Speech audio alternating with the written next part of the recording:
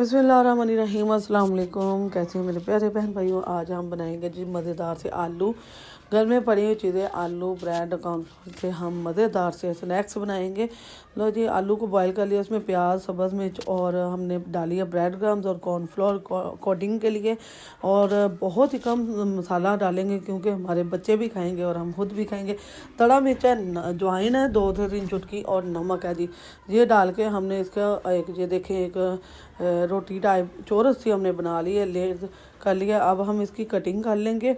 छोटा बड़ा साइज़ आप अपनी पसंद से कर सकते हैं और फिर हम इन्हें फ्राई कर लेंगे। इंतहाई लजीज और मज़ेदार से हमारे स्नैक्स टी टाइम के लिए, लंच के लिए और मेहमानों के लिए बहुत ज़बरदस्त ये स्नैक्स तैयार हुए हैं और बहुत ज़बरदस्त।